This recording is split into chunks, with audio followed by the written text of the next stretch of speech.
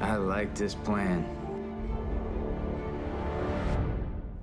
Hey gang, how we doing? Welcome back to episode 6 of the Blue Goo Review. The How Blue Goo are Review, you? we are here for you. So true. Do-do-do. Doobie-doo. Do-be-do. So we're on episode 6 of The Expanse, which is Rock Bottom. Rock bottom. Which, like, I feel like we've really shifted gears. And we're like, okay, you know what's, kind of going on. You have your introduction to the world. You have, you know what the factions are. Now the fucking story really starts to pick up. Now things really start to be like, wait a second, what the fuck is going on here?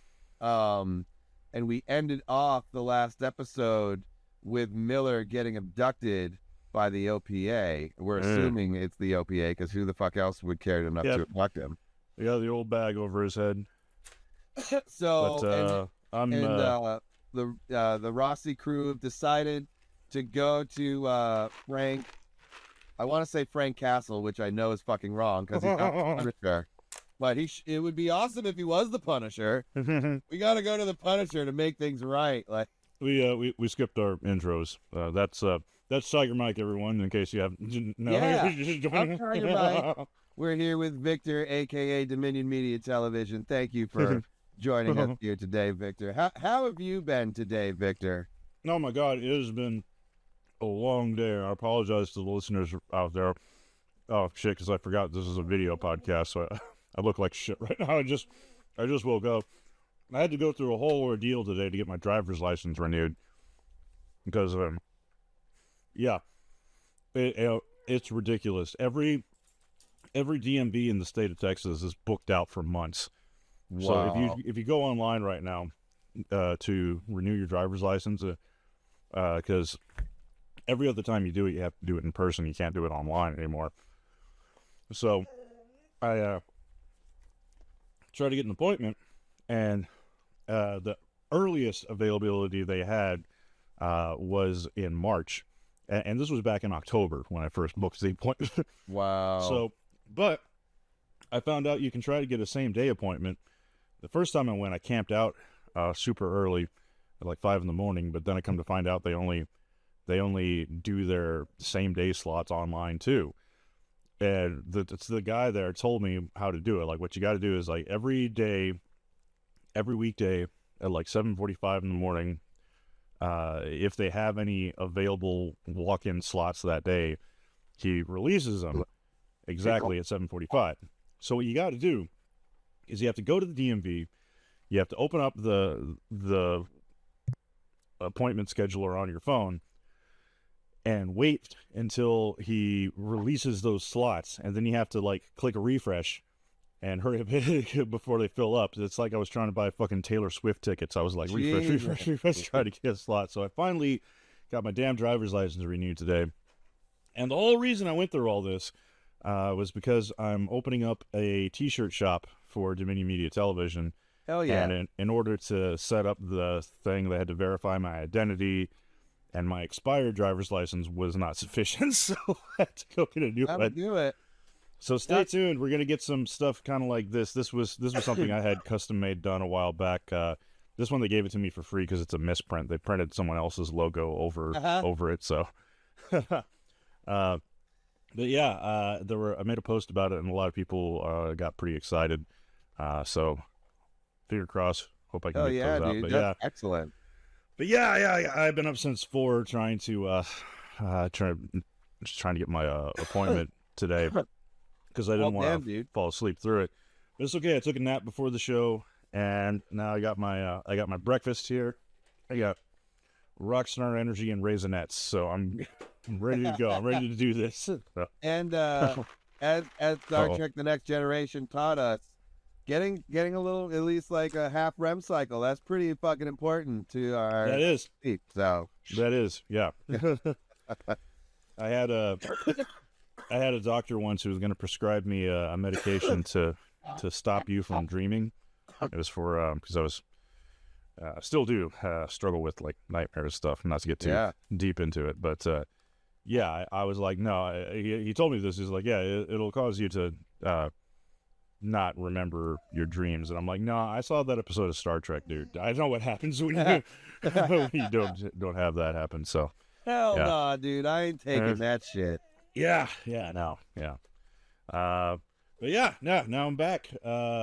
And Blue Goo review time.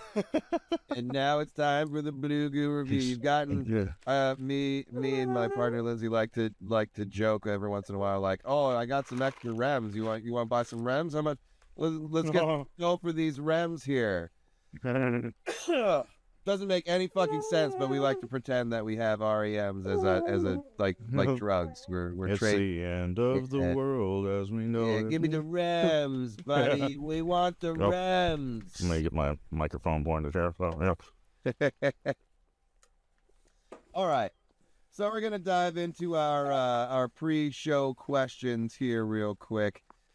Getting to know us. All right. So this one, straightforward and simple. All right. Not that we're not gonna be talking about it for a fucking long time, but here we go. Star Wars, prequels or sequels? If I had the choice between the two, I'd probably go with the sequels, just because I absolutely despise what they did with young Darth Vader.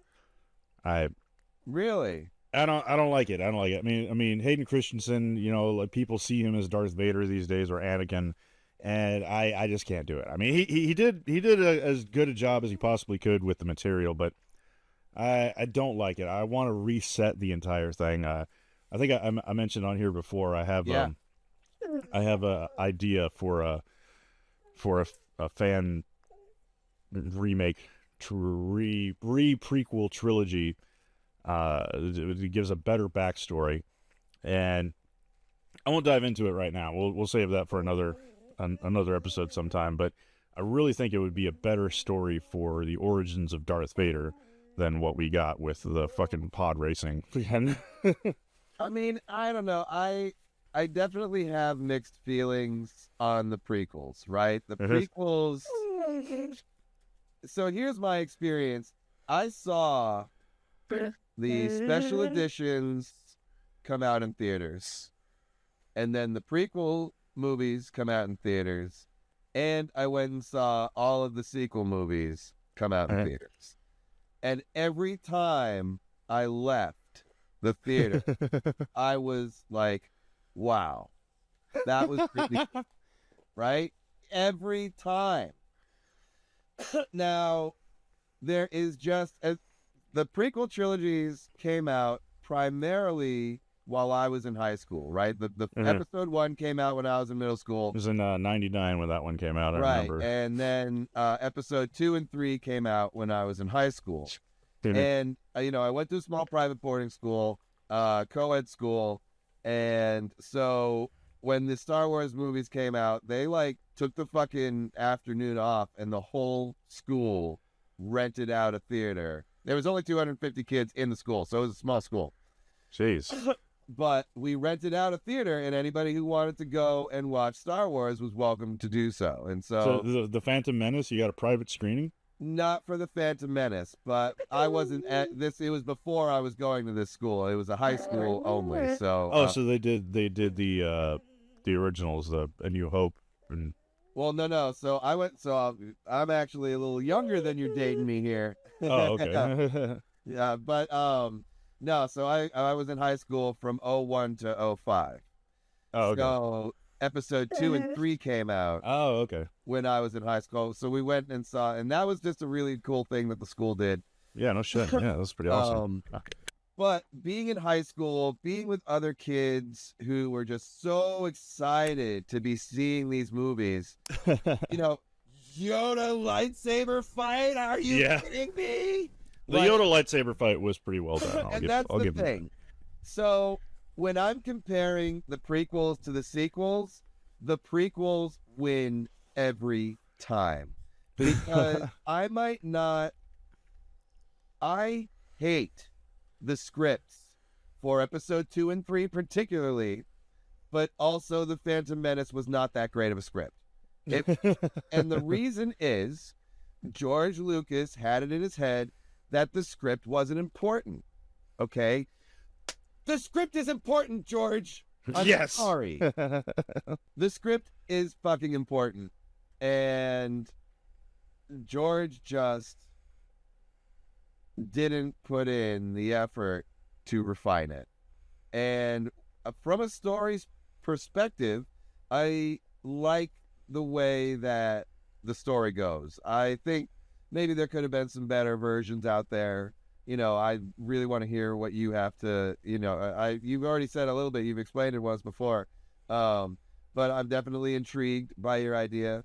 But I ultimately like the story that we got from the prequels and Anakin's journey from a slave to, just a really over the top powerful and slightly, if not a little bit more than slightly arrogant Padawan, who then becomes like a general badass hero to the Republic.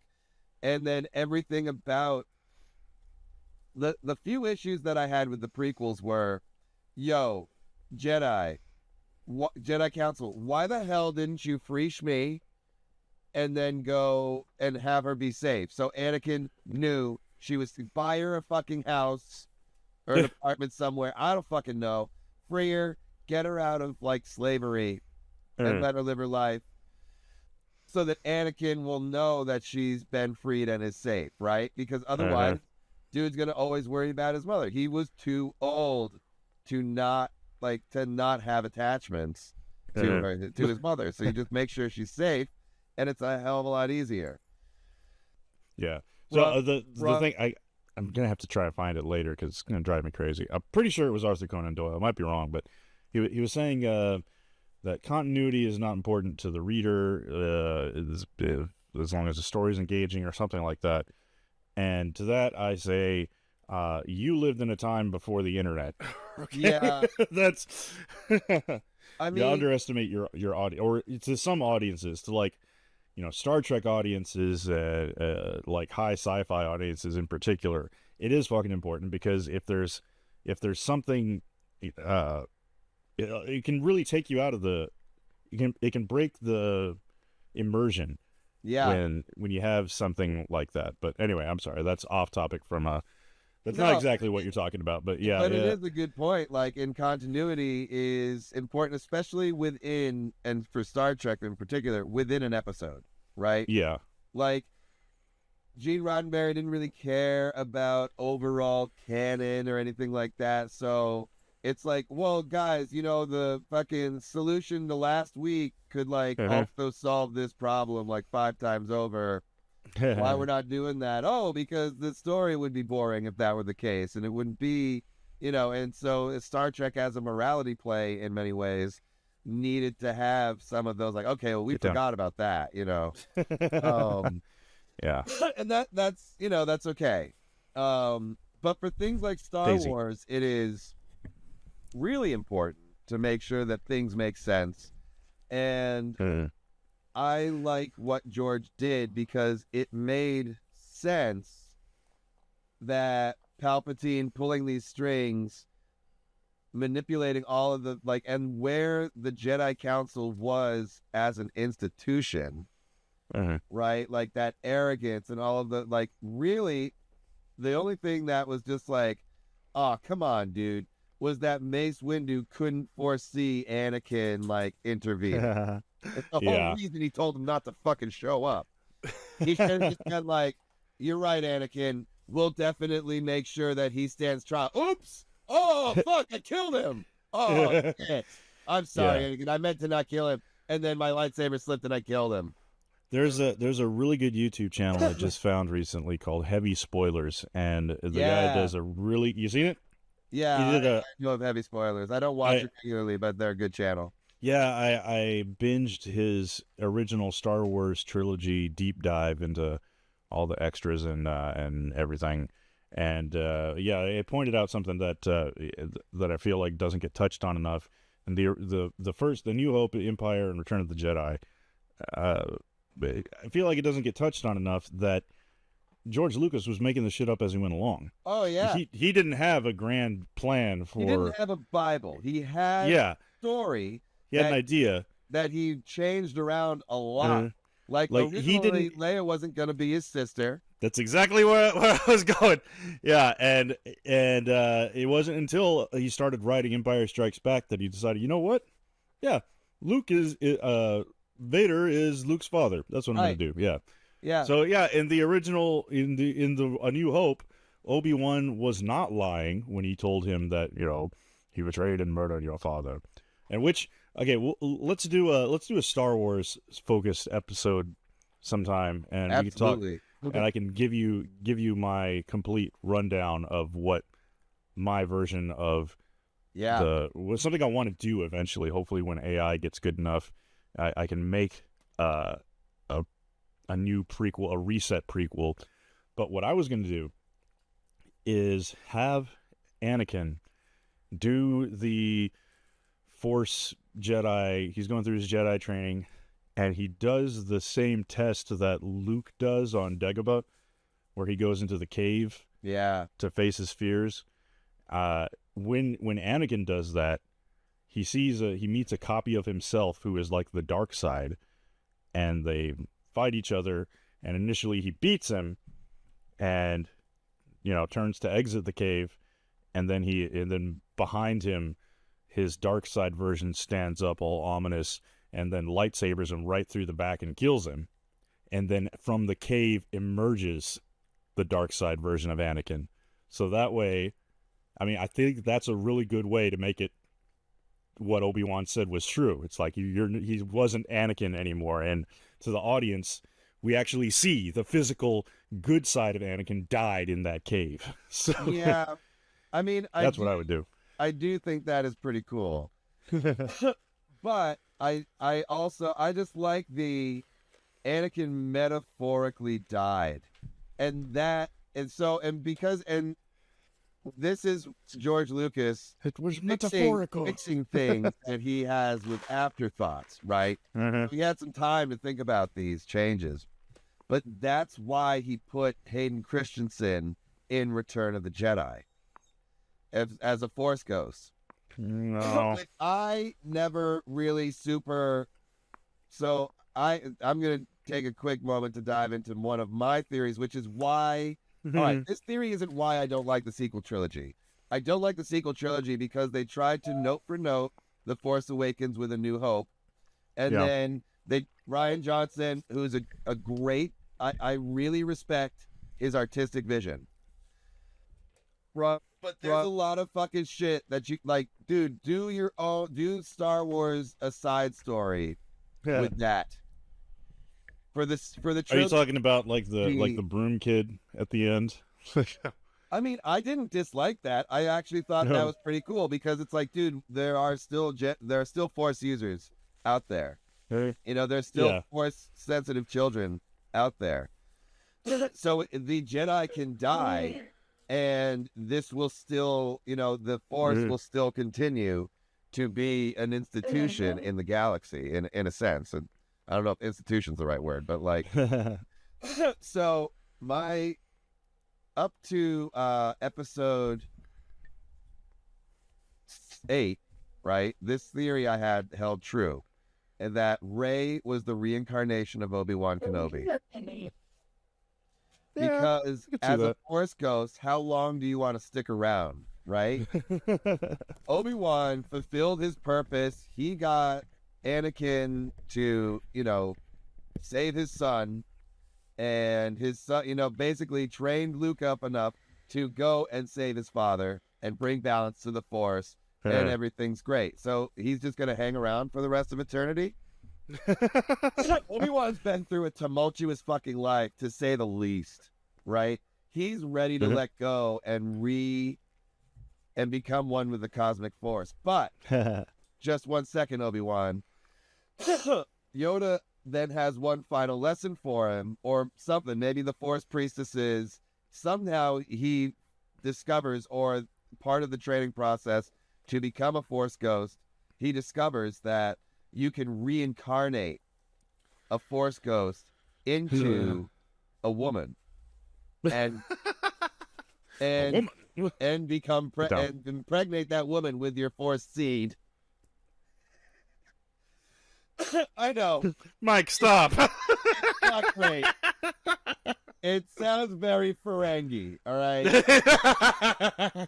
But no, We're so going to get a female. so part of my back theory was the reason that Anakin could become a Force ghost was because the Anakin wasn't created by Palpatine or Plagueis or he was not, and nor was he a random virgin in the Force. Anakin was a former Force powerful user who became a Force ghost and reincarnated with Shmi. Because so my theory With was who? With Shmi. What? Shmi, and reincarnated with, Shmi, Anakin's mother. Oh, that was her name? Yeah. Shmi Skywalker. Shmi. Yeah. I mean, I think so. I'm pretty sure. God. Hey, correct me in the comments if I'm wrong. But so Shmi. my theory is that as an alive person, this Force user was a gray Jedi, and as a gray Jedi was an affront. Don't roll your eyes at the gray. I'm sorry, dude. The whole gray Jedi thing, I think, is the nerdiest thing ever. Like, I'm a fucking nerd, but the right. gray Jedi believers are like nerds. Well, it's not. Gray Jedi is just a placeholder for basically the Jedi Bendu, right? Like, if you want to get into it, like, the Bendu is the one in the middle, neither dark nor light, and in Star Wars lore for all you Rebel fans out there. But so basically, as a middle of the road Force user who was not accepted by the Jedi Order and also very powerful and therefore messing with the plans of the Sith, both were kind of hunting this Force user. And so they end up going to Tatooine to try to hide, and then somebody catches up with them, and they pull an Obi-Wan where the person goes to cut him down, and they turn into a Force ghost and fuck off. Yeah, I really hate what they did. I think it was in Revenge of the Sith where they say that Qui-Gon is the one who invented the concept of returning as a Force ghost. No. Oh, no. You haven't seen Clone Wars, clearly. Series. The shows are amazing. The Dave Filoni shows are absolutely amazing. And towards the end of the Clone Wars, Qui-Gon's voice visits Yoda. And he then leads Yoda to say, no, come to Dagobah so we can actually have like a real conversation, because I can't really, it's hard for me to fucking communicate with you here.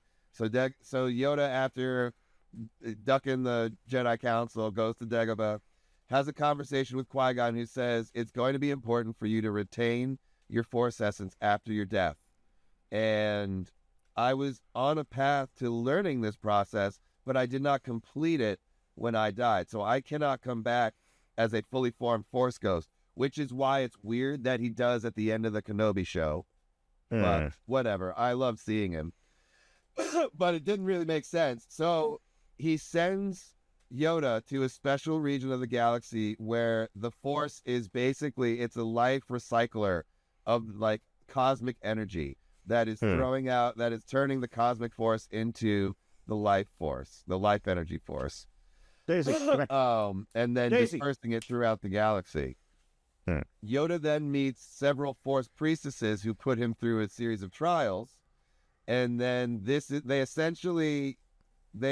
he needs to prove that he is balanced, like truly balanced between light and dark, that he's let go of all of the things that is really his dark side. Because that was the thing about the Jedi, is their arrogance and their lack of hubris, and there were things that he needed to let go of to be a balanced Force user. So he goes through this process, and they essentially grant upon him the ability to become a Force ghost after death.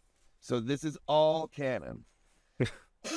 So my thought is, he's not the first person to realize this, and to learn this power, and they even say this to him, and that Qui-Gon is definitely was on his way, and maybe through Yoda completing this process, he's able to help Qui-Gon complete it somehow, because really what the priestesses do is grant him the ability to teach others and tell him he has to teach another, which is Obi-Wan, to do this trick.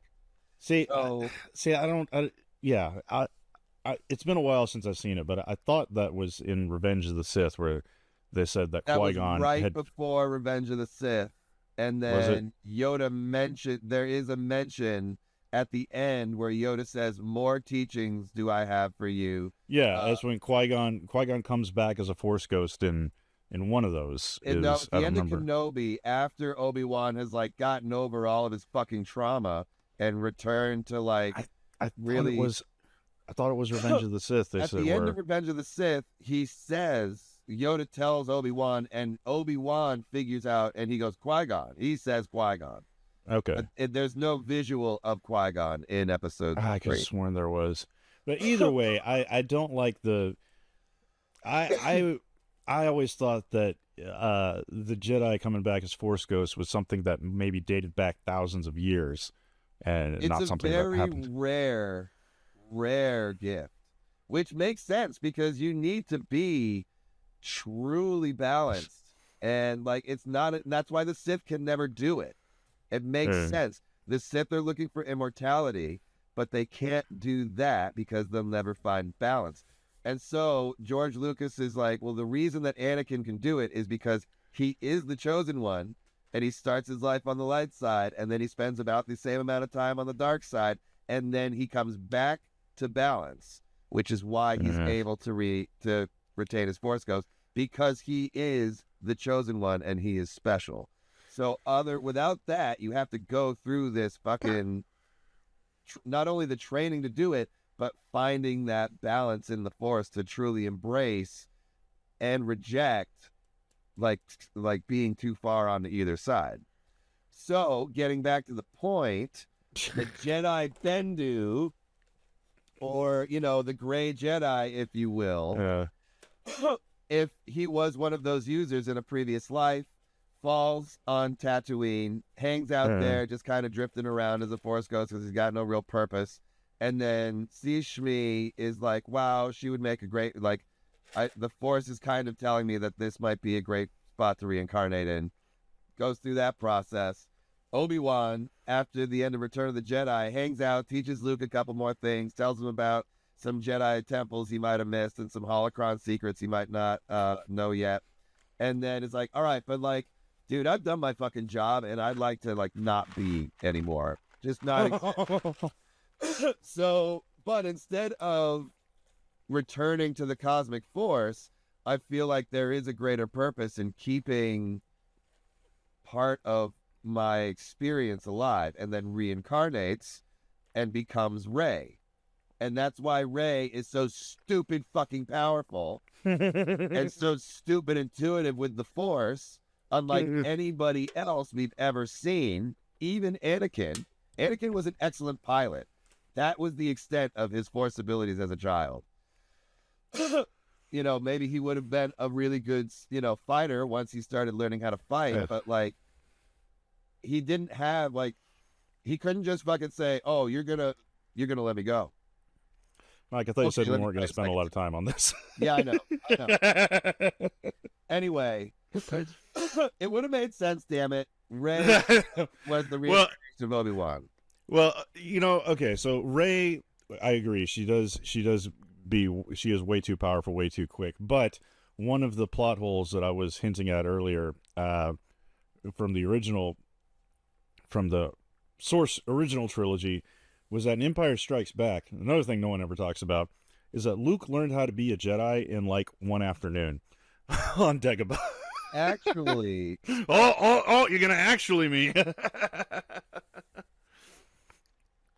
Dude, he does not spend nerd glasses, but these will actually. Dude, he crash lands on Dagobah. He meets Yoda.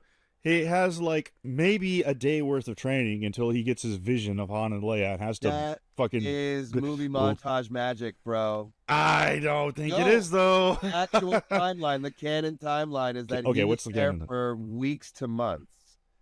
And you also have to think about time dilation when the Millennium Falcon isn't traveling at hyperspeed. They're traveling at.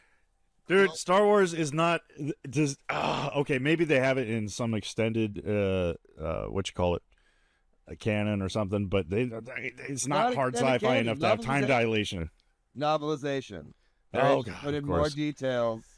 All right, let's talk about The Expanse, dude. Yeah.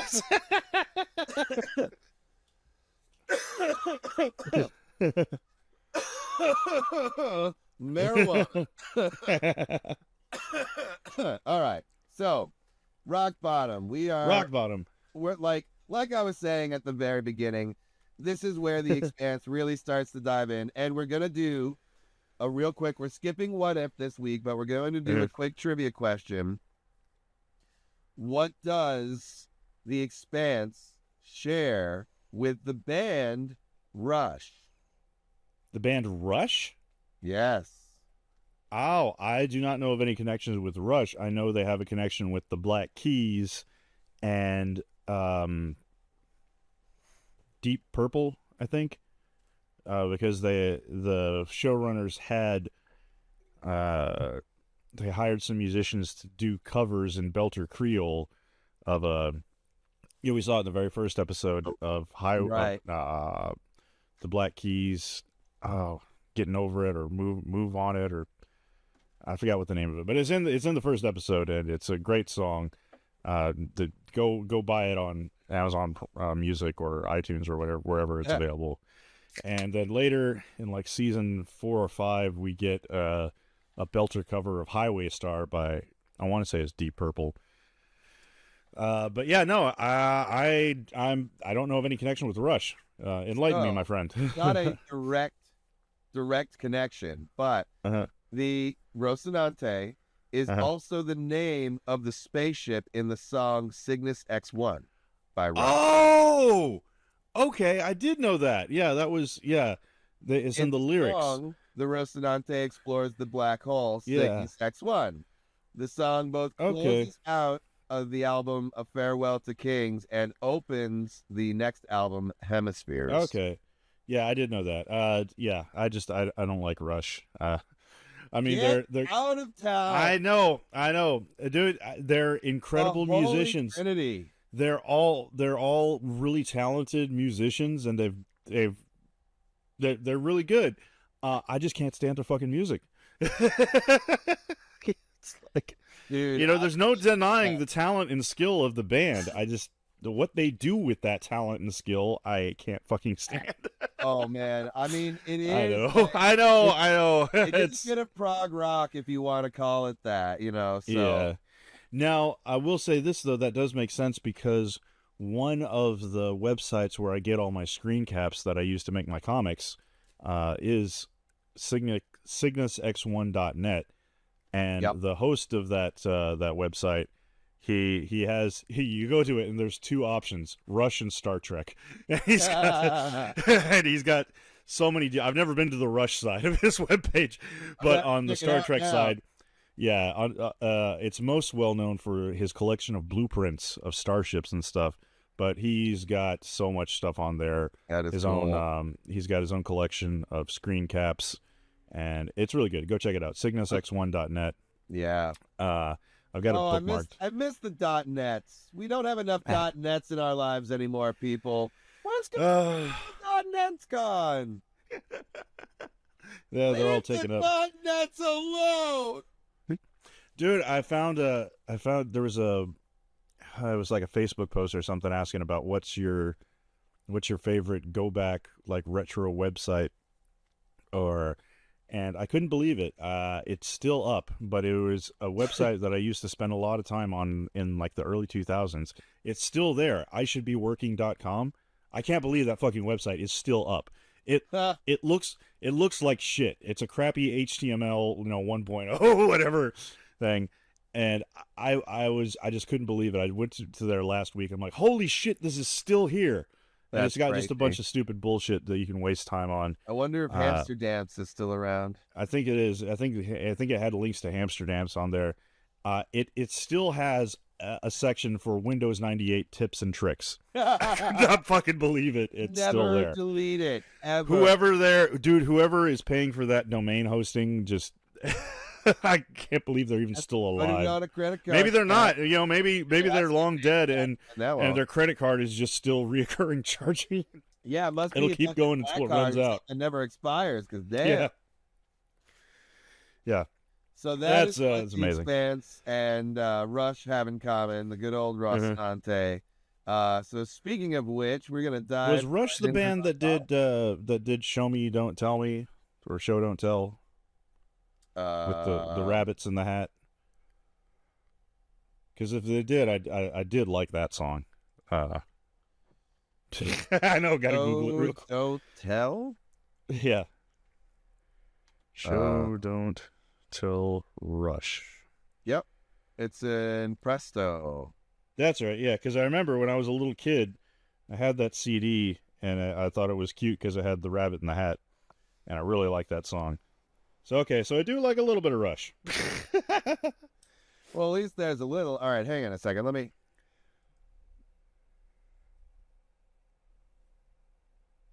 Yep. Dude, if you like that song, how could you not like all of it? I don't know, some of the other stuff, maybe it's just their most popular songs that I find just, I don't know. There could be an album or two that you're just not partial to, and that's what you've mostly heard. That might be it. Yeah, I mean, I don't know. I was lucky to. They went around when I was in Philly, and I saw them at the Sovereign Bank Center which is in Camden, New Jersey, which is a fucking I've been there. Yeah. Yeah. But Yeah, nice stadium though. But no, Yeah. the Sovereign Bank Center is actually pretty cool. Not that I'm a fan of Sovereign Bank in any fucking way. But Yeah, no, I made a trip out to New York City one year, and I was trying to find a place to stay, and I was like, Jesus Christ, the hotels are expensive. And I'm like, okay, well, not too far away is this really cheap hotel in Camden. Well, when I got there. Yep. Yeah, I've walked over the bridge from Philly into Camden a couple of times for events and stuff like that, and it's always a while in time. But so yeah, and I managed. So Rush was coming around, and so I was like, dude, I fucking have to see Rush. So me and my buddy went, and they played a lot of fucking moving pictures, which was excellent. It was such a fucking great show. Yeah, they were fucking amazing. I think Rush has got a. Beats Neil Peart, but Is it Rush that has a event going on in Las Vegas right now in that giant sphere that they just built there? oh, I have no I think idea. it is. I don't might really be. follow. I what might their be thinking of. exploits are. I mean, Neil Peart passed away, so Is it? it's and then I don't think any of the other members have passed away, Okay. but when and I'm sure they still sound great with whoever they got to replace him, but I'm glad I got to see them all when they were all alive. Yeah, that is lucky. That is lucky. But anyway, so and one of my family friends growing up, Uncle Joe basically, is on the back of their first album in the special thanks, Joe McHugh. Oh, wow. And Nice. it's because he was one of the A&R team that found and signed them in Cleveland. So not that it was just him, but he was definitely part of the team, and he was there, and so was helping make it happen. So that's a pretty fucking cool thing. And I'm like, dude, I know Rush by 2 degrees. Like, Nice. Anyway, all right, so let's dive right into Let's dive right into this motherfucker. We are going rock bottom, balls first into rock bottom. And it really it's one of those episodes that, like I said, now things are really starting to churn, if you will. We're all That's a churn. Ooh. Yeah. So yeah, we open up on Earth with Christian Avasarala just being fucking savage. This character that she talks to, Carlos Davila. I think he's this actor's got a lot of screen presence there. I'm surprised that he was only in for this one episode. Yeah. But yeah, she squeezes his balls in the aquarium, threatens to.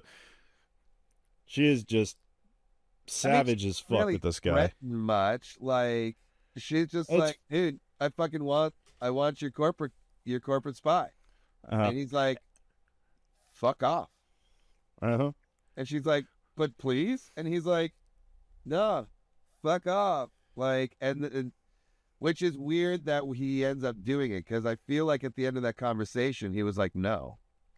Well, watching it again just yesterday, I think I see the nuances going on. I think what my interpretation of it was that Davila was hoping she was going to bribe him. Like he kept saying no, kind of as like a negotiating thing, because he even says like, "Oh, you're going to play it like this? You're just going to go straight for the jugular." Right. He was being resistant at first, hoping that he could either get, I don't know, like money or maybe political favors from her or something. Because she's just asking him to give him to her, to just give. Yeah. You know? And he's like, no, what's in it for me? That's what I feel like he was hinting at, but for whatever reason, he didn't want to come out and say it. Because when he says, my answer is no, he kind of smugly leans up against the aquarium wall, hoping for a carrot, but instead he gets the stick. Yeah. And then he's like, oh, fuck you. You know? Yeah. And that's why later he goes and tattles on her to Aaron Wright. Because Aaron Wright's all just like, what are you doing? Squeezing my buddy's balls. Right.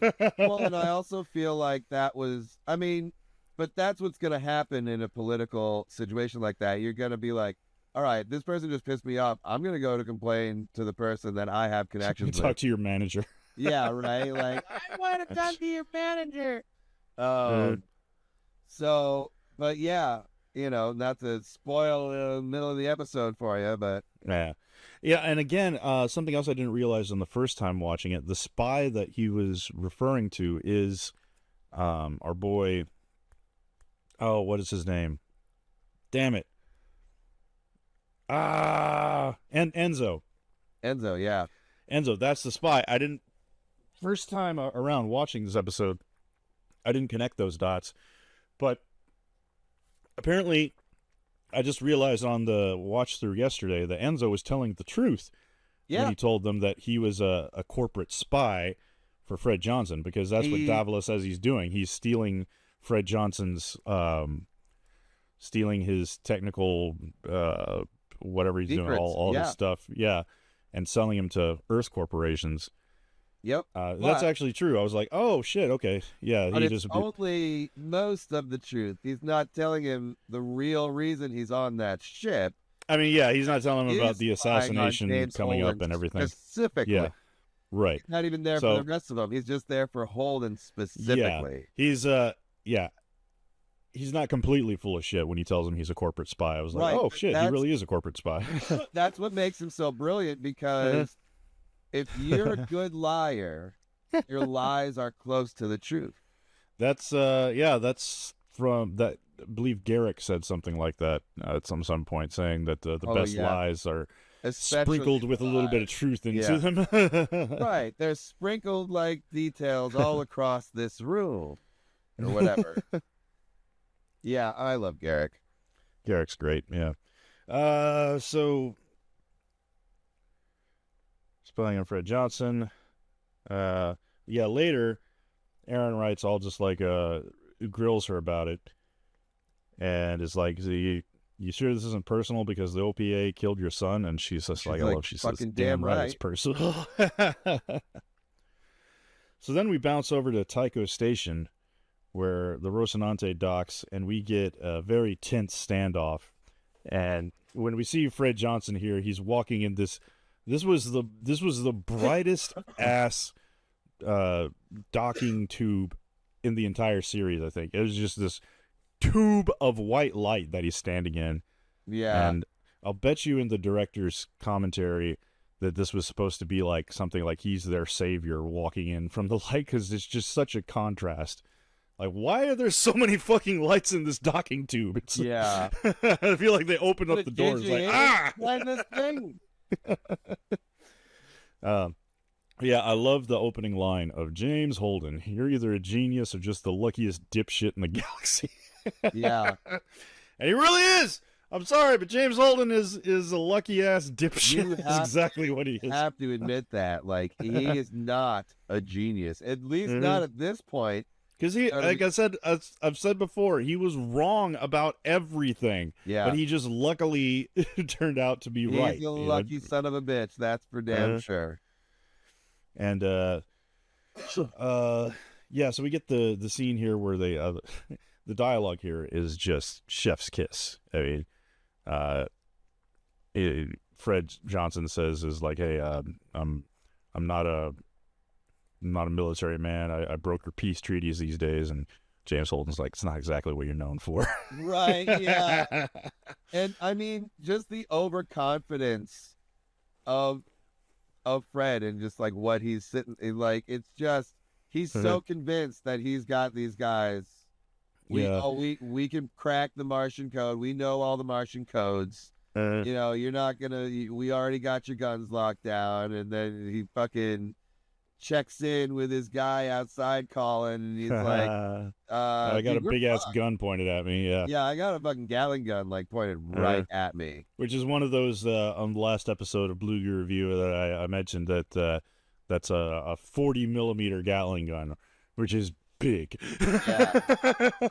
You may not think a millimeter sounds big, but when you get 40 of those bitches, yeah, and you only need to fire one of those to fucking rip that dude apart. So, and you know, so much of I didn't realize that so much of the plot revolves around our heroes here having the Rocinante, and the Rocinante being such a badass ship that, again, they just luckily stumbled upon. That they were able to given this fucking Martian kick-ass legitimate salvaged it. Yeah. Well, it wasn't even, later.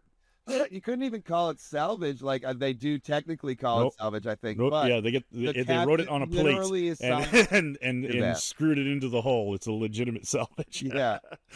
You know, one big difference from the books is later on when we get God, sorry, I'm sleep deprived. I'm not remembering things. Marco Inaros, when he becomes the new villain introduced, and he gets his ship, the Pella.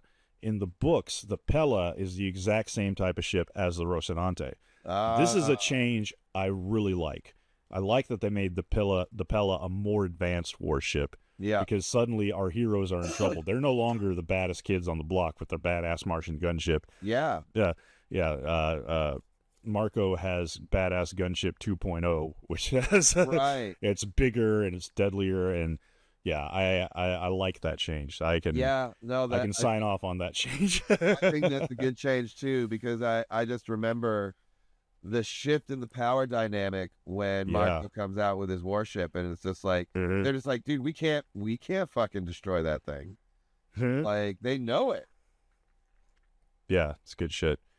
So this standoff, I don't really like it. It kind of dragged out to me a little bit, but it's because it lasts so long and they intercut between other scenes. Because then we bounce over to our boy Diego, rock hopping with his uncle, and the scene where he climbs out and they're getting ready to blow the charges on the big rock, and his uncle lifts up his mask to take out a piece of debris or a wire or something. Yep. That was praised. I want to say, I can't remember if it was Adam Savage or Neil deGrasse Tyson.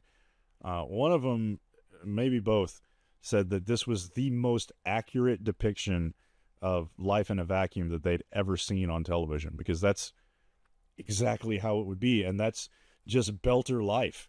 Yeah. They know how to adapt to life in a vacuum, like the way he exhales, pulls the thing out, and then puts his mask back on like it's no big deal.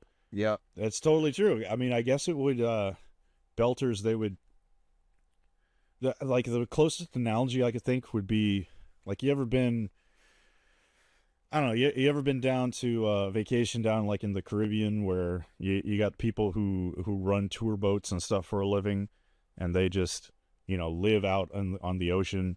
It's Yeah. like you can go underneath the water for a little bit, Yeah. but you can't stay down there. Right. They're just used to that lifestyle. Of course, life in space sucks a lot more than a vacation on a beach somewhere. Fair. Yeah. Yeah. So that's just really cool. Like the Belters they're just used to it. Yeah, I thought I that like was that. a really cool, just like moment of like, oh, he's like, oh, there's a fucking thing, and like Yeah. you'd have to have a mask that's like you could open like that. You know what I Uh-huh. mean? Just like, no, that was definitely very well done. So then we bounce back over to the Tycho station again, and Fred Johnson fucks up by telling him that he's going to he's going to claim the Rocinante. Yeah. He's like, oh, hell no, you're not. You're not taking our badass ship. And James is like, I just got this coffee maker. Fuck you. Yeah. Right. Yeah. I mean, like this is where it just. It's why it's so valid for nobody to trust Fred. Because Fred is only on Fred's team. And it felt like it was a very necessary scene, and the way it's written is very well because, Fred Johnson is he was their only option, and Tycho Station was their only option, but they had to have this scene because he's not just gonna give them help, Yeah. And so that's fair. But, absolutely, like, yeah. also, it's not fair to just roll up and say like, "Yo, I'm gonna take your ship."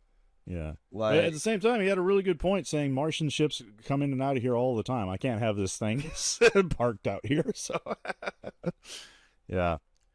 Then back on Ceres, we get Detective Miller getting the shit beat out of him by some OPA goons. yep. And then our man, what's his name? You hit the bong a few too many times. Yeah, I'm blanking on his name too. Shit. Anderson Dawes. Anderson Dawes, yeah. See, this is where I'm like, you think that Dawes comes in and is being the bad guy, right? Like, that's how it's set up to feel. Is that like, and it's the unfortunate bad guy, not the bad guy because he wants to be, just the, all right, now I'm going to have to beat the shit out of you because I'm a mob boss, remember? And what really pisses me off is Miller's fucking whole attitude towards the OPA. Like, it really, Miller is cool in a lot of ways, but he's very frustrating in this. And it's like, he just really doesn't give a shit about his own people. And the clear and obvious suffering, he's just apathetic. So it makes sense why everybody hates him. Yeah. Yeah. I mean, I would not give a fuck. He like throws them no bones. And I would not trust Anderson Dawes either, though. I wouldn't want to be doing business with him. I don't know, dude. I'm not saying that Anderson Dawes is a great guy, but he seems genuine in he just wants better for his people. His people do seem well taken care of, except for Julie Mao. But well, but that wasn't his choice. He didn't know that any of that was going to happen. That's fair. He didn't know about the blue goo. Right. I don't think he knew. Yeah. And he just knew something big was going on. And how advanced they were on Phoebe Station is like he might have thought that they were like a step or two up, but they totally outclassed all these other things. So they just had no shot, and they didn't even realize it. Yeah. The one thing I do want to touch on is the way he makes his entrance here, where the goons are beating up on him, and he walks in saying, "You can't beat him up. He's Star Helix. Nah, stop." This is at least the second time he's done this, where he's walked in on his guys beating the shit out of someone and saying, "Stop, stop." I think that's his move. That's what he does. It's kind of like a good cop, bad cop thing, where he comes in and paints himself. He creates a situation where he becomes a good guy. Because I'm sure he told his goons, "All right, rough him up a bit. I'll be down there later." Yeah. But my point is, so I think the first time that it happened, when it's on the docks and everyone's upset about the can, he Yeah. doesn't want any violence to go down. That's He's fair. thankful for Miller to stop having stopped it, right? And Yeah. having tried to intercede. It's the fact that Miller has no interest in playing ball. And that because it really feels like the only fucking reason Miller has to say no is that he has to piss off Dawes, so his boss fucking fires him, because guess what? They're on the OPA take, and so now he has to leave, or else he's gonna get fucking shanked. So like, he knows it, and he's like, all right, I gotta get the fuck out of here. And he tells his ex-girlfriend, no, you can't come with me because you'll fucking die, because I'm probably gonna fucking die. This isn't a good idea, but it's really my only choice. And I'm happen to be obsessed with this fucking girl for no good reason. Yeah. So like, Yeah, I don't know. that's I think we should frustrating. throw this one out there to the listeners. Let us know in the comments and the Discord. What do you think about Dawes and Miller? Like, is Miller's attitude towards Dawes justified, or is there? Do you think is Miller just being obtuse? I don't know. What do you guys think? Let us know. Yeah, that'll be a good discussion down there. Yeah. And so then we bounce back over to the asteroid, which where Diego fucks up the explosive charges, and the big rock breaks into much littler, smaller rocks, which I don't understand why they had to break it up to begin with. Like, they had enough net to cover the entire rock. Why couldn't they just pull it as is? No, I think I don't know. I think there was water in the rock. Is that what they're? I thought they were going It's after. really hard to tell because the graphics aren't detailed enough. It's through their monitoring system, which is like, suboptimal at best. So it's not super detailed, but I believe that the net was supposed to be activated, and maybe that's some sort of electrical field generator or something that stops it from pulling around with the inertia that they're experiencing, so that everything stays contained. A poor man's containment field, if you will. Some sort of electromagnetic net that just kept everything in there. Or maybe it was minerals that were in there. I don't know. Let us know in the comments if you know what that was. What do you think? Yeah. There definitely were explosives, because that's what Diego was doing at the beginning. He was planning charges, and then he gets scolded by his uncle. Which, by the way, I love Uncle Mateo, dude. He's it's so sad he only got one episode, but he's a great character. Do that. He's a crusty old bastard. Already a lot.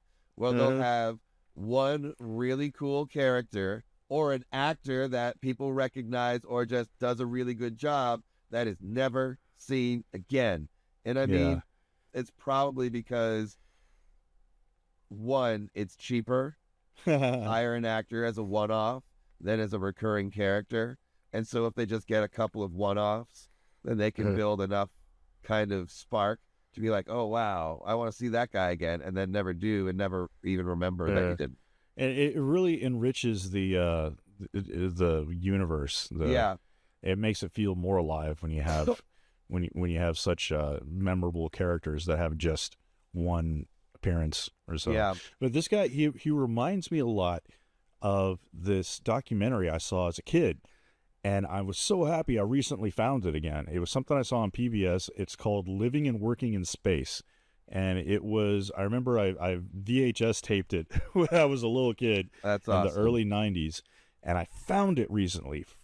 It took me forever to even remember what the name of it was, but it's such a good documentary. You can find it on archive.org. Search for Living and Working in Space. I think it was 1994 was the year. It's got a lot of actors that you'll recognize in it. Nice. And it's little segments of, typical PBS programming where it's educational, and a lot of little segments that are, what's the word, dramatized. Like there's a short 5-minute segment where it shows asteroid miners what their life would be like, and they got two actors. One of them, I forgot his name, but you'll recognize him. He's been in a lot of sci-fi stuff. He was in TNG. I'll have to look it up later, but you'll recognize him when you see him. He's one of those guys. But it's really good. They're out on an asteroid drilling, and they're just like, shit, They're drilling this asteroid, and they're like, "Do we got anything?" And he's like, "No, it's just nickel." And they're like, "Fuck!" And then they find iron. They're like, "Fuck!" And then they find gold. And they're like, "God damn it!" And then they're like, "All right, let's try one more time before moving to the next rock." And then they're like, "We did it. We got it. We got it. I see hydrogen. I see oxygen. We found water." And that's their big payday. Like it totally makes sense. Anyway, it's a really good documentary. Check it out. Archive.org, Living and Working in Space. I can't wait for the day that we start asteroid mining, because dude, I would fucking do that right now if I was in charge. If we want any chance of Star Trek type utopia, it is with those fucking asteroids and the resources they make abundant. Oh God! See, if I was in charge, if I was president, which no one would ever vote for me, so I'd have to take it over by force. So because no one would like my policies. But dude, within 20 or 30 years, I would have us living in the fully automated gay space socialist gay fully automated luxury utopia. What do they call it? Fully automated gay space communism. Gay space. I forgot it. I've seen the meme rolling around. Oh yeah. But I could do it. Give me 20, 30 years. I could do it, but no one would vote for me because I would have very people wouldn't like my politics. Another reason I don't talk about politics, because no one would like me. Because one of the things I would do, so back when I lived in Austin, I used to volunteer with the animal shelter there, and the city animal control. A lot of cities do this. They have catch, neuter, release programs for stray animals. Yeah. So if I was in charge, I would implement that for humans. If you get caught doing something stupid, we snip your balls off, dude. You know what? I'm 100% with you right there. I think if you're ever fucking found like doing anything untoward to a minor or something like that, anyone, dude, anyone who does any kind of like woman, violent, dude, like any kind of violent crime, or anything, you're taking your balls, and anyway. I won't deep dive into that because I've got a lot of fucked up ideas of how I would fix the world. Yeah, dude. No, Thank you, Daisy. That would be another fun podcast too. A separate one. Not we talk enough about politics in the Expanse. So right. Where is he? That fucking guy with the forehead. Yes. Yeah. Vincent guy. Vincent Schiavelli. Vincent Schiavelli. He died in 2005. He looks like a belter, dude. He looks like a fucking belter. Hey, no shade on that. Rest in peace. He was a wonderful actor, and honestly, he had the massive forehead. Brought a lot of joy to the characters that he played. Like that salesman in Arsenal of Freedom was fucking so happy to be who you are. Yeah. That was a classic. But yeah, he's one of those guys you see him, you recognize him. You're like, oh, that guy. Yeah. He was in GoldenEye apparently as well, or not GoldenEye. One of the James Bond movies of that era. Which one was it? Tomorrow Never Dies. Oh, that one was terrible. Yeah, it was. Anyway, back to The Expanse. You'll have to do a James Bond rewatch review. See, dude, this is why I like doing this podcast with you, because I feel like we're on the same wavelength. We can vibe about anything. Yeah, dude, absolutely. I can talk James Bond. I recently found a channel on Amazon Prime. That's a live 24/7 James Bond channel, where they're just playing James Bond movies back to back. None of the new ones, though. I guess they can't do the Daniel Craig movies, but everything from like Dr. No up to GoldenEye. Or the GoldenEye era, that's what they... Pierce Brosnan's movies, yeah. I mean... A lot of Sean Connery. Yeah, dude. I recently saw a YouTube short with Timothy Dalton. He was saying, when I took over, I could have tried to replicate what Roger Moore did, but he did it so well. Yeah. What's the point at trying to reproduce someone else's performance? You need to make it different. Every actor needs to bring something fresh to it. Roger Moore was my favorite Bond, I think. What's that? I was just saying, Roger Moore, I think, was my favorite Bond, personally. I have a really hard time choosing between Sean Connery, Roger Moore, and Pierce Brosnan. Yeah. I can tell you that Timothy Dalton's my least favorite, but I respect the talent still. It's just somebody's got to be last. You know what I mean? So, because because of this channel, I finally saw for the first time the one-off with George Lazenby, the Her Majesty's Secret Service. Oh yeah, Which I thought it was going to be crap, but no, dude, that movie is actually really good. I can't. It's say got I some ever stuff that's seen it. cheesy. It's got some stuff that's cheesy as fuck, but it's worth a watch. I mean, it's All the the old 60s. movies do. You know. It's yeah, it is some super cheesy stuff, but dude, it's definitely worth it. It's long. It's like more than 2 hours long, but it's good, and it's a little bit of a different take on the Bond character as well. I won't spoil it for you because you should definitely, when you get a chance, check it out. And speaking of different takes on the Bond character, I would love to see a black or a lady, and it doesn't have to be Bond. It could be the next 007, right?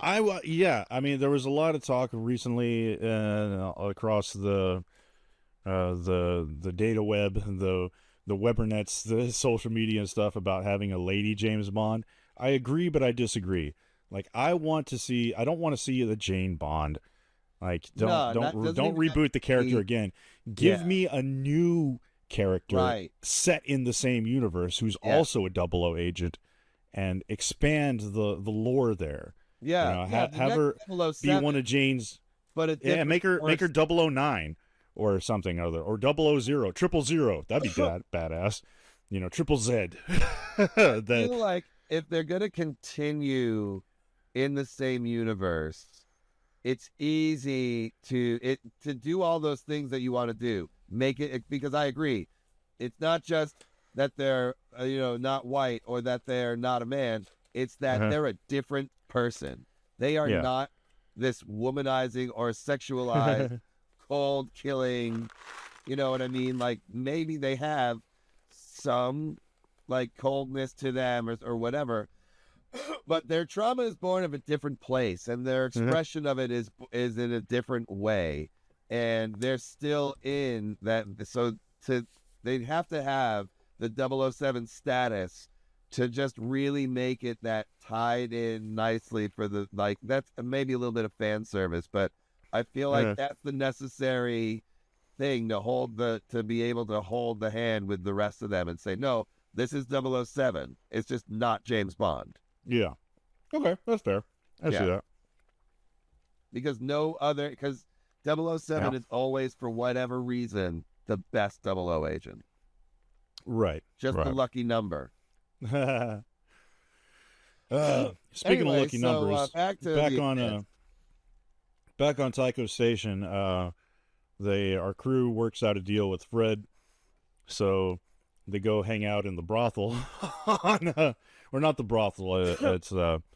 It's a bar full of sexy belters. It's a brothel. That's, I mean, it's a bar. I mean, I guess it's the lounge area of the brothel. Well, the classic Western brothel, right? It's the first floor is the bar or the restaurant, and then the upstairs is the private rooms where they have the ladies take you to, But everyone in this bar is way too hot. Again, I think I mentioned this in the first episode with these are supposed to be like blue-collar belters in their time off. Dude, everyone in this bar looks way too good to be, This is where it makes the most sense. How does this make the most sense, dude? Because you got those two sexy girls dancing with each other there. It's like, how... Unlike Series Station, the people working on Navarro are the cream of the crop. Navarro? Right? What? Wait, sorry, that's not... No. I fucked up the name of the station, the Tycho Station, but like they're building this fucking world. They do got the contract with the Mormons, so. And that's the Navarro, right? Isn't it? The Nauvoo, that's the name of it. Nauvoo. Yeah. All right, cool. Yeah. So this is probably the most advanced public OPA run station, right? And they want to make a good name for themselves, not as terrorists, but as engineers, manufacturers. They're trying to legitimize themselves. Right? Yeah. So these are the best of the best. Okay, yeah. I like where you're going with So that. they're Yeah. going to have the best economy flowing through them. Clearly, they're getting the money from the Mormons. There's probably other sources that they're doing. Yeah, they've got They're an other economic contracts. hub. So, they got a lot going for them as a station, plus they're a shipyard. That's a pretty fucking awesome combo. So they're going to have high-class hookers. I like your logic. I like it. Okay, I can get down with that. Okay, yeah, That's why they're fair. I treated so stand well, corrected. which is what Yeah. Amos is talking about. And I love this insight into Amos, right? Like, Yeah, the way he reads the room perfectly. Yeah. and then the guy comes over, he says, "Hey, can I buy you a drink?" or something like that. He's like, "No, I'm not interested, but hey, the dude you're hanging out with has a knife." Yeah. So Yeah. just I be love the careful. conversation with And he's just with like, "Thank you." And Yeah. it's like, I appreciate that. And he asks him how they treat him, and he's like, the weird better thing than is, he most. says the others say they treat us pretty well. And he's like, "What do you mean? Like, you don't know? You don't have an opinion here? Like, He maybe." does seem pretty young, so maybe he's new to the sex worker guild. Yeah, that's definitely So maybe that possible. is- Or maybe he just that's the way that he expresses himself. It's like, well, they say, I don't want to say it's Yeah. me, but Right. it's said that we're treated pretty well here. And Which, again, would make sense with the point you just made about how Tycho Station is probably the most affluent belter Right. station Yeah. in the belt. Yeah. When it comes to the belters, anyway. I like it. It's all the little details about this show that are just great. One of the things that I forgot where I heard this. I don't remember if it's from the commentary or where, but in Fred Johnson's office, behind him, he has on display like a bunch of different helmets, and I want to say it was a director's commentary or something, but somewhere I remember reading that is sort of like a cultural thing with the belters, that they keep a lot of them with their helmets. You see different logos on them, and what those are supposed to be are different projects that they worked on, like different ships, different stations, different contracts, and every time they do it, it's like a sort of like a badge of honor or like a medal or something that they wear that shows where they've been. So with Fred Johnson's in a lot office, of ways, that's it's supposed like your degree. Yeah, it's your resume you're wearing on your on your helmet. So that's I think that's what that's supposed to be in Fred Johnson's That's really office. cool. Each helmet is from a different project that he did. Like it said in the lore that I think it said in the show that Tycho was responsible for spinning up Eros and Ceres, I want to say. Oh yeah. Yeah. Yeah. So they and another thing, speaking of attention to detail, in the scene in the bar with Amos and Alex, I like that Alex has changed into his MCRN jumpsuit. Yeah. And he has the conversation there with Amos talking about how when he was in the Martian Navy, they said he didn't have the chops to fly the badass gunships, but now that he's flying the Rocinante, he feels like his sense of purpose, and talks about how he hasn't called back to his wife. Amos calls him out for saying, "You're not married, dude. Shut up. Yeah. Your wife and kids still think you're dead." So Right. Well, it's that's not pretty even brutal. that. Like, I think what Amos was really saying is he was calling Alex out and saying, like, "I know that your relationship ended a long time ago. Yeah, it's This brutal, wife is but not true. a wife. Uh-huh. That, your family is estranged, and I know that. Yeah, Right? I can I tell." love it. It's so good. It's And he's like, "I grew up in a place like this. I could." exactly. That's all he had to say. Yeah. Just it's such a lost art of storytelling that these days a lot of shows, not going to name names, Discovery, but they spell things out to the audience like you're stupid. Like all Amos had to say was, "I grew up in places like this," and that says everything you need to know. Yep. It explains. No, it's like a lost art of storytelling. The less is more. Yeah. I was watching Aliens the other day. Oh wait, no, it wasn't. I was watching the heavy spoilers recap of Aliens, and I was reminded of the scene where Ripley stumbles into she's rescuing Newt, and she stumbles into the Queen's chamber with all the eggs. Yeah. not a word of dialogue is spoken in that entire scene, but just so much is said without speaking a word. The way she fires off the flamethrower and the queen has her minions closing in, and just there's a whole negotiation there without a single word being said, and it is just a masterpiece. Yeah. Anyway, yeah, check out Heavy Spoilers on YouTube. It's a great channel. So. But just be warned, the videos are really long. I like to put them on the background while I'm doing other stuff. So Yep. No. Speaking about other stuff going on in the background, back Uncle Mateo's ship, they get a visit from the Martian cops. And man, this scene was hard to watch, dude. Yeah. I did not like the way that they were. I mean, it's the way it's supposed to. Right. Yeah. It's supposed to be uncomfortable with the way, the way these the two bad cops come on board the ship and fucking fuck them over. That was gut wrenching, man. And then it'd be worse. They steal his water on the way out. Yeah. Fucked up.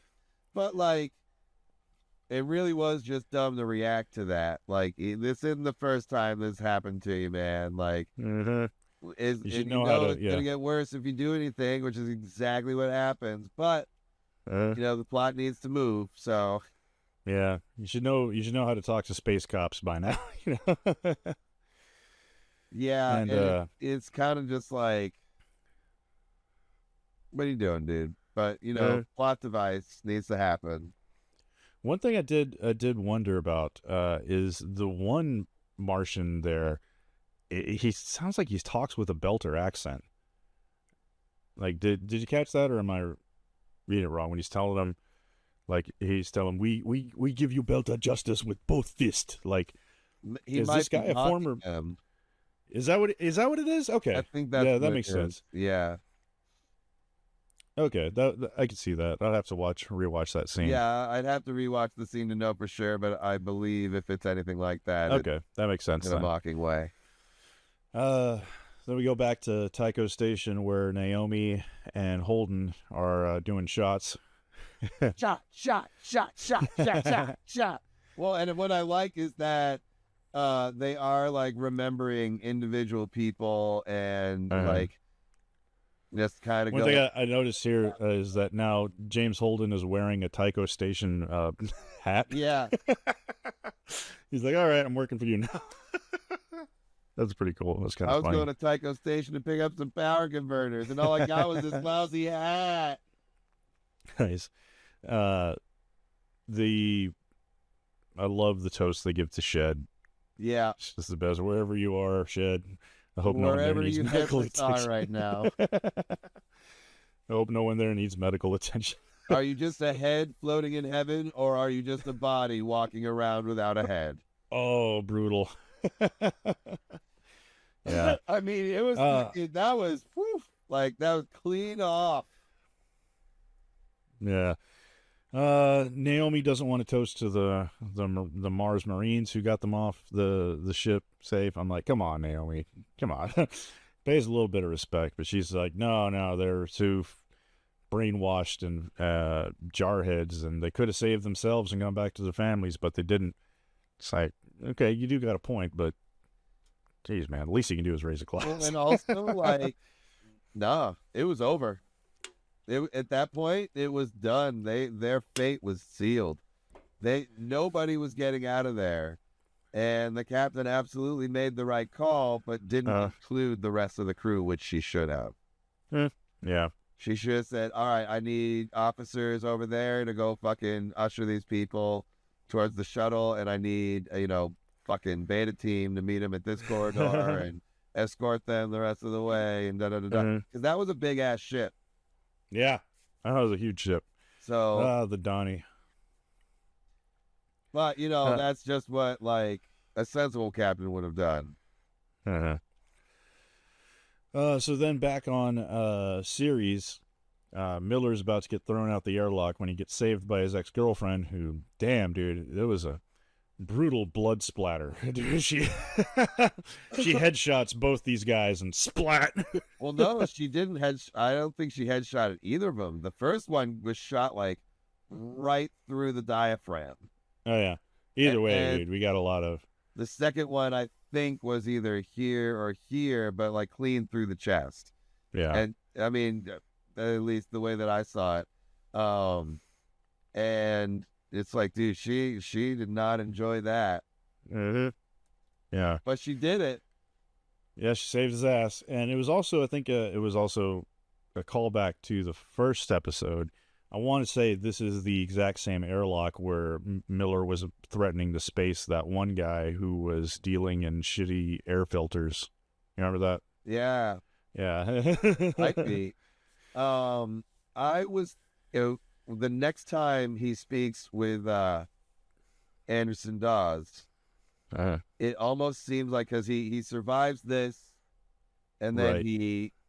he still has the chip, right? So like Right. not to skip too far forward, but like he survives that. He's kind of comforting her. He's getting her a drink and having so she can relax. Gives her a hug and is like, oh, but I still have this data chip. And he starts Right. going through that, and then gives her like a hug, and she's like, oh, maybe like let's fucking make out. And he's like, nah, I'm not falling for that shit again. Trap me in there because I'll do that, and that's not for both of us. Which Yeah. is smart because not a lot of people have the emotional restraint to say like, no, we've done this many times and it always ends up in pain for some reason. But I'm not gonna lie. Miller is showing more restraint than I would, because after and she's hot. after an incident like that, dude, I would be down for a life reaffirming booty call. I mean, Right? I would. And she needs some life reaffirmation Yeah. too. It's like, Come on, Miller. What the hell, dude? Be a good buddy. yeah. I mean, the least you could do is throw her a bone. But so on this data chip, he finds at least most Yes. answers. There it is, dude. This fucking data chip. Oh, And God, then he you brings idiot, it Miller. to his boss, the head chief of Star Helix for Yeah. Fury Station, and she's on the OPA take, which he doesn't Now, realize. here's what I want to ask you. Do you think, was she always on the take, or was in between, like, getting the contract for Julie Mao and Miller poking around where he shouldn't have been, Dawes swooped in and bought her off? Or was she always on the take? What do you think? So I was thinking how much sense it would make if she had been on the take for some time.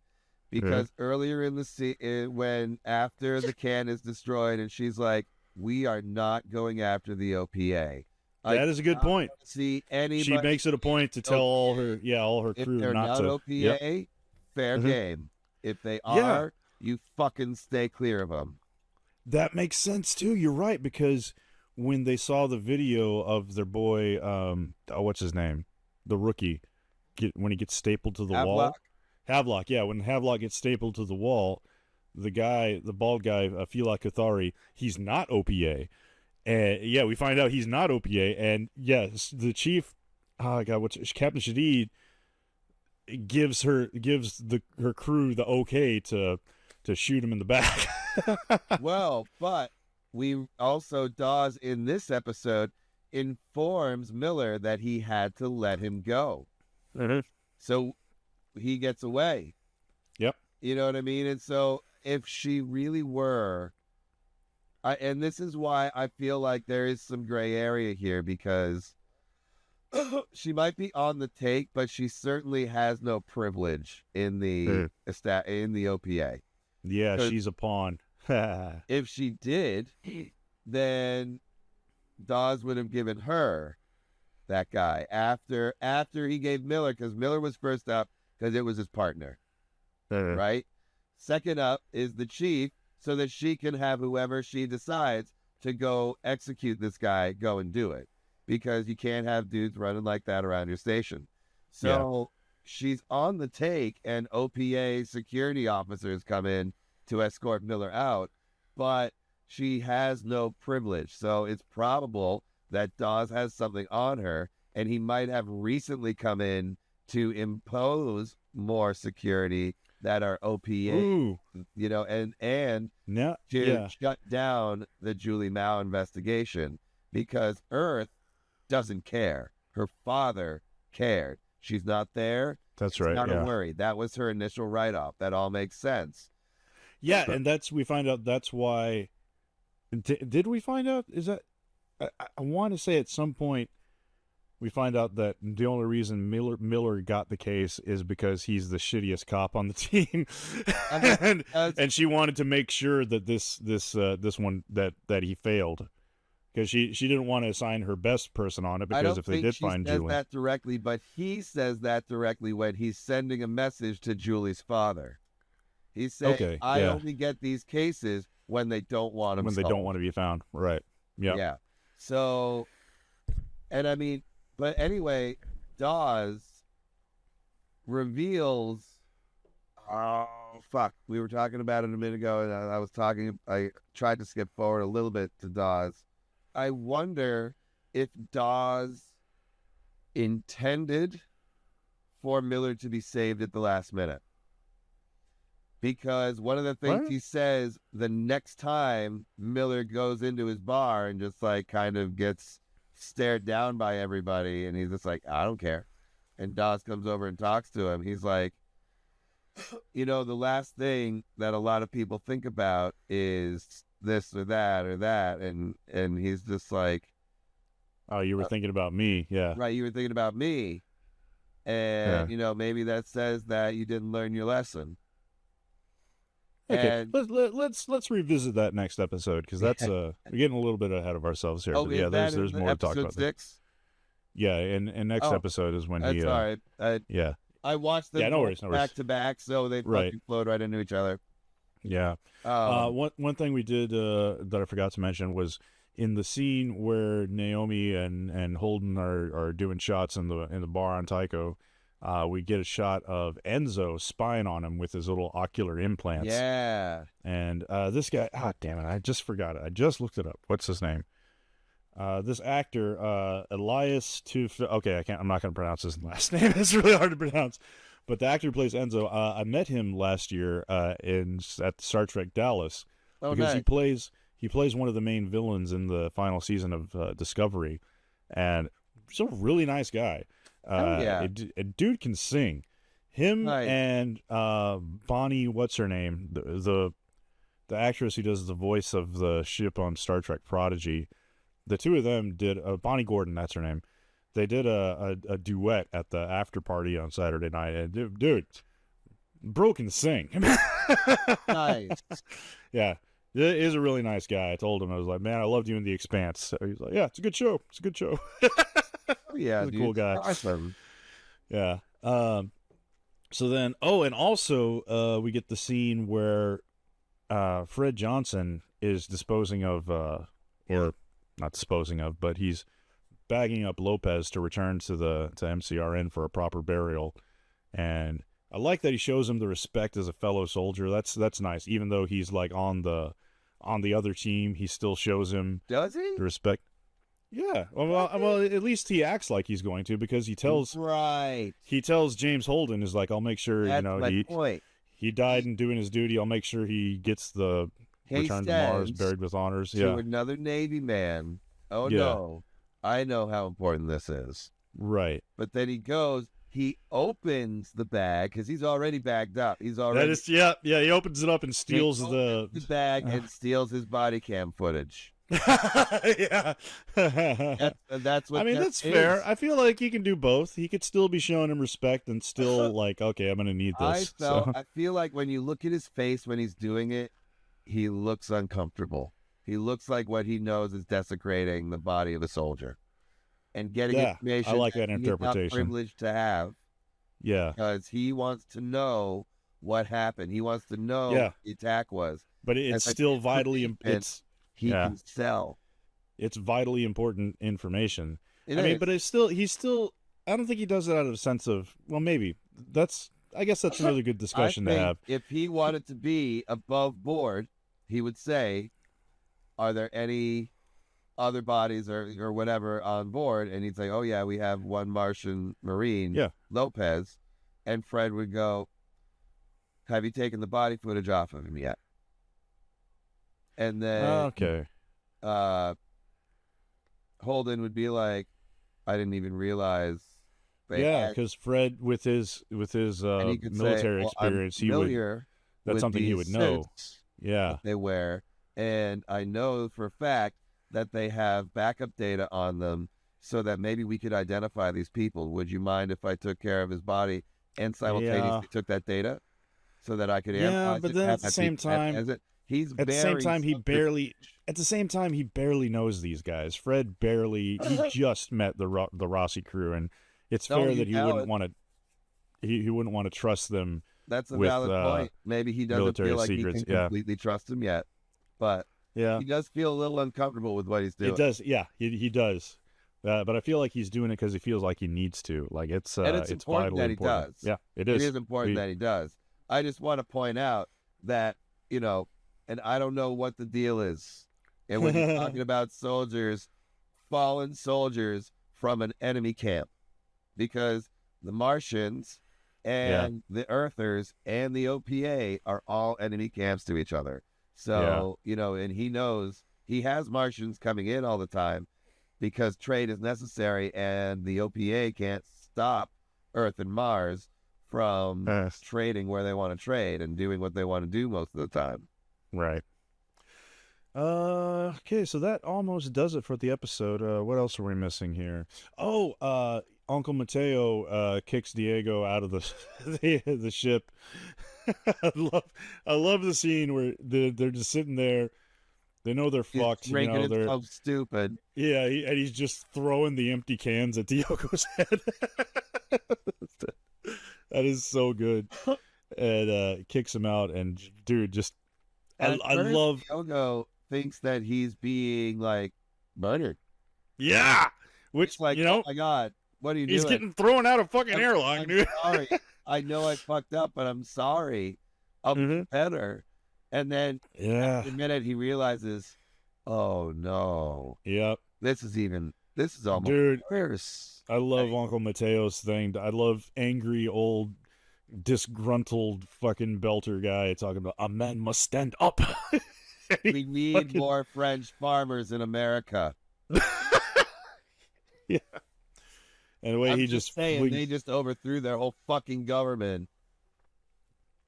I'm not getting the reference, but I just feel like it's something that. No, I'm not even. So the French farmers. No, I know. I don't want to know because I'm sure it's gonna make me angry because of the. Yeah. Fucking yeah, current events. Really. Yeah. Anyway, Mateo steers his ship towards the Martians and flings the rocks at him, and I'm sad to see, like, if you go back and watch, like, slow it down frame for frame, doesn't destroy it. It doesn't do shit to the ship. It like the rocks they just kind of bounce off. I mean, maybe, but it's not much. And then of course they hit him with a torpedo, and oh, dude, the scene where Diogo's just out there floating, and you see the explosion and the reflection of his visor. Oh, it's beautiful, man. Yeah. It's beautiful. And I mean, you gotta have to sit there and think for a minute, like, dude, could I tolerate spinning in circles like that? I mean, you don't really have a choice, you know. You do a little bit, and it's called manipulation of centrifugal force. Oh no, I mean, when I'm just talking about the situation. Yeah, like no, being out there in really space fucked. floating. Yeah, you really are fucked. But it's like you don't have a choice. But like, damn, you're gonna get vertigo in no time, brother. Like, yeah, but you know, him being a belter, he's probably used to it. So yeah, and he wasn't rotating. God, just thinking about it right now makes my stomach turn. Like, oh. And the other thing that happens on Tycho Station and the Rossi is they disguise the Rossi as a rock hopper. The gas freighter. Or no, yeah, not a gas freighter, not a rock hopper. Sorry, the gas freighter. I love and I not love the design. Like, it looks really cool, but I feel like an actual gas freighter would be a lot bigger. Like, because that's not a lot of gas that they're moving. It's kind of like the same thing with when it gets brought up about, to go back to Star Wars for a second, with the Millennium Falcon. It's supposed to be a freighter, but it's so small. What's it doing? I like some of the scene. I don't know if it's canon or whatnot, but I've seen artwork that shows the Millennium Falcon. The reason it's got the two prongs there is so it can push giant cargo containers, and that makes sense. Like with the Rossi, if you want it to be an actual gas freighter, it needs to haul a lot more gas than just what you got there, dude. I mean, I don't know what the economics in the Expanse, how much would be like needed. But it definitely seems like it would be on the minimal side. Yeah. In terms of the Millennium Falcon, the Corvette classes of what the fuck was the? Oh my god, I can't believe The Carillion YT 3000 something. Yeah, but it's the manufacturers. Corellia? Oh god, Corellian. It's a Corellian Corvette. Right. And there is a series of YTs and others that we've seen in Rebels and other shows that realistically their cargo containers, they have a series of cargo containers, or like containing size ships. They have these ginormous, like kind of pyramid like cargo ships that are controlled by just a really small bridge, and the rest of it is cargo pods that are like the size of a Star Destroyer. Yeah. And then they also have much smaller freighters like the Millennium Falcon that carry just like a limited supply of whatever with like 4 or 8 cargo containers, which isn't like a huge amount, but when you're like doing stuff like spice or emergency food supplies or something like that, it's certainly enough. Yeah. Oh, well. But Either way, thing to think about is what necessitates, a proper size for something like that. And you would imagine a gas freight would be more like a Malon constructed vessel that's like 3 giant chambers with a couple of structures around it to hold them together, to move them, and for the crew to move through. Yeah. This was more like a giant core ship with a bunch of little pods around it. Yeah, doesn't seem like a whole lot, but I mean, I don't know. Yeah, it makes. I suppose it also does make sense in the fact that it's just it's supposed to look like a crappy little belter ship. Like maybe these things do exist, and that's all that the average belter crew could afford is something small like that. Maybe it's a junker hobbled together from parts. Yeah, and so we end the episode with Naomi and the rest of the crew surprise Holden by saying, originally he was supposed to go it alone, and Naomi's like, no, fuck you, we're ride or die, we do this together. And they made a deal with Fred Johnson. Yeah, they made a deal with Fred Johnson to all give recorded statements, and they're going on. The one thing that bothers me here is it's very ambiguous as to whether or not they ever left the ship alone at some point. And because it's important to remember that in this conversion, they were given a lot of parts. They were stocked up by a lot of things by Fred Johnson. They had engineers and mechanics in and out of that ship. And I wouldn't trust any of them enough to leave them alone on the ship. So, you know what I think? Like, if like maybe Amos, because we don't see Amos and Alex with Holden and Naomi, we don't see them leaving the ship at the same time. So you could say they waited for Alex and Amos to get back before Holden and Naomi went to have drinks. And but like otherwise, it's almost like they all left the ship at the same time, which seems like a crazy thing to do. Yeah, I mean, I trust Naomi's Uber engineer skills to be able to lock the ship out to where she could put it on lockdown. And but then again, Fred does have she's just one person, and Fred has a whole team. So yeah, it's probably not the smartest thing just to leave the ship unattended when Fred clearly made it clear that he clearly made it clear. He made it clear that he wants. Clearly made it clear that he wants that ship, because yeah, as soon as they leave, it'll be like, oh, it's mine. So, right. But whatever. To have someone to know, like, that knows how to go in and swap those cards and reprogram those cards like they did. Yeah. Oh, well. So anyway, our episode ends with the crew back together, and I love how Holden comes in and has coffee for everyone. He's just passing out these little coffee cups. Yeah. Well, and it's also there's that moment where Holden's between him and Amos, because they were hard disagreeing a little bit ago, and it was just like, hey, we're cool, right? Oh, right. There was that scene where, yeah, we forgot about that part where he admits that he was the one who logged the distress call, and the whole crew is like, "What the fuck, bro?" You know? Yeah.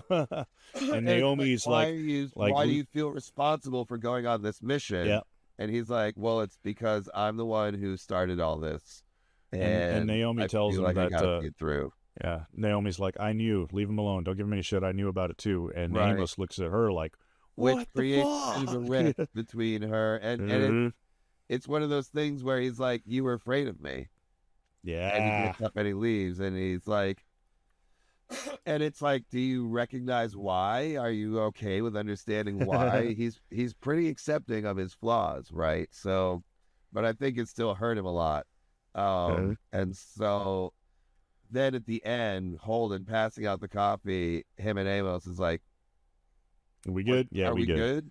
Like, we're good. They go through a lot of these moments throughout the series where they're like, are we good? The next one is very intense in the next episode. Yeah. Speaking of our next episode, give us the description. What's up next for the Blue Goo review there, Mike? On the Blue Goo review, we have Windmills.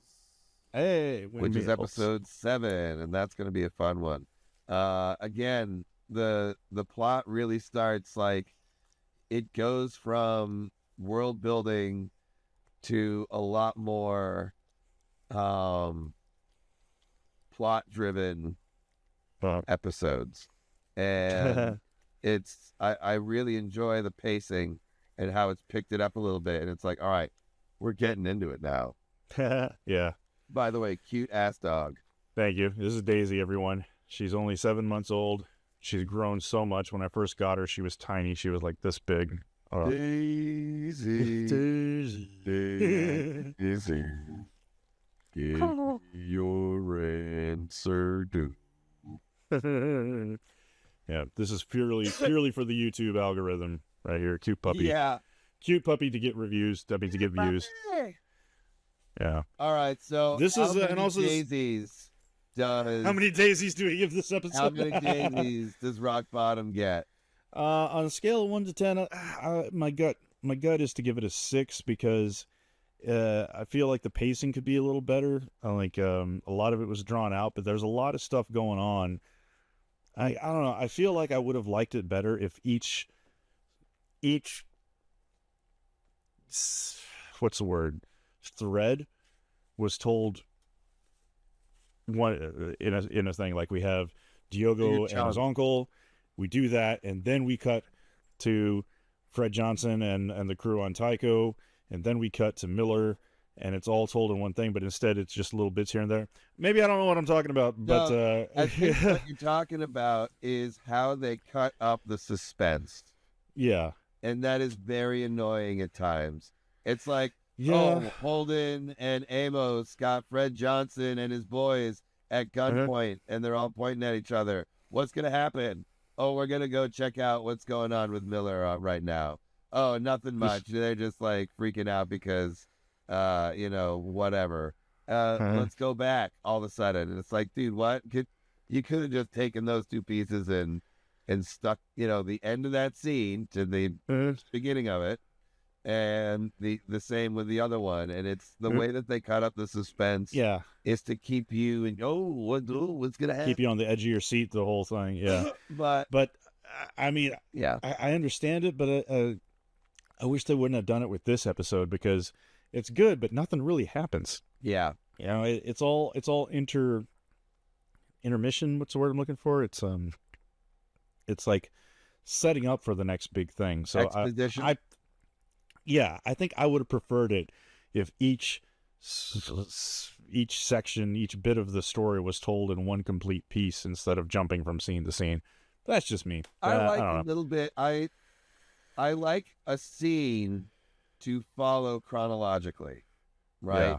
So if these things are all happening at the same time or around the same time on the same days, I don't want to go Monday, Tuesday, Wednesday, Thursday, Monday, Tuesday, Wednesday, Thursday, Monday, Tuesday, Wednesday, Thursday. Like, I want to stay on the same day with these characters and have that. That's just me. I appreciate that sense of, sometimes it's fun to have those choppy episodes from different perspectives, but only when those different perspectives are watching the same event, right? If Yeah. they're all disparate, if they're all, the related maybe tangentially, but not really having anything to do with each other, then I just want to know that we're all happening chronologically. But those scenes are self-contained within that. So it's, we're going to see what's going on here with Avasarala. We're going to play out all of that morning. She spends, she goes to the aquarium with her kid.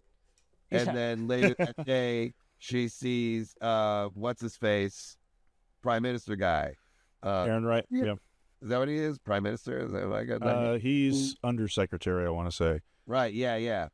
Yeah, because at this point, Avasarala's like third in and he's the yeah, in the chain of command, if you will. And then we go and check out what's going on with Holden and crew, and then we have that whole. All right, we're docking. We're talking to Fred. We're figuring this situation out where we're at a standstill and we have no choice but to cooperate with each other. And then we go over to Holden and we have the whole him getting his ass kicked and talking to Dawes. And we have a conclusion to that where he's like, all right, take him out of here. Then we can cut. Then we can go to somewhere else. Right.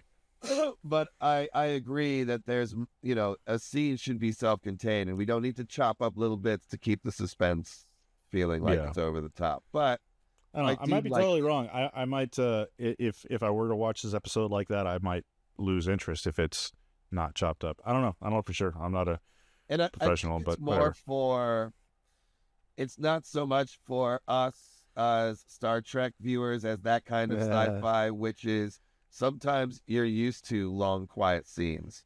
Sometimes you're used to more of a storytelling and an isolated perspective than not. But like, there's also action viewers who really think that this is dude, it's like the post that I shared the other day. It's a war spaceship. War. Yes. War. That's good shit. War. And so it's like, for those of you who don't know, Temu advertised a not Lego Rocinante. Yeah. And not Lego, not Rocinante. No, it is the Rocinante. It is, but it's labeled but space, it's space warship or some shit. Space warship. War spaceship. Woo! Yeah. And the picture of it is huge, and I will bet I'm not gonna spend money on it, but I would love to see what the actual product is, because the thing, it looks huge in the picture, but I'm sure when you get it, it's like this big and looks like something out of Minecraft. It looked like it was comparable to the Lego Star Wars sets. Right. I've never bought anything from Temu, but from what I understand about Temu is you I thought you were never going to say you never bought Legos. Yeah, no. I'm not sure I've ever bought Legos either. That's a crime against humanity, sir. Well, no, I'm saying I never bought them myself. When I was a kid, my parents bought them for me. All right, so, that's acceptable. I rescind the crime against humanity. Yeah. All right. Well, anyway, so that's our episode. How many daisies do you give it there, Mike? I'd give it a solid how many tigers? How many tigers is this episode? I'd give it 8 tigers. I mean, 8 tigers. It was pretty solid. I like I said, I like how the story is progressing. I agree that there could have been less chop, and the suspense and less separation between scenes. But ultimately, I'm not gonna hold it against it too much. I think there are certain viewers. It's like there are just certain viewers that maybe need that a little bit more to stay engaged with the show. I don't know if we're those viewers, but I think that we can hang on. We could tolerate, that little bit, just to, keep the popularity of the show up.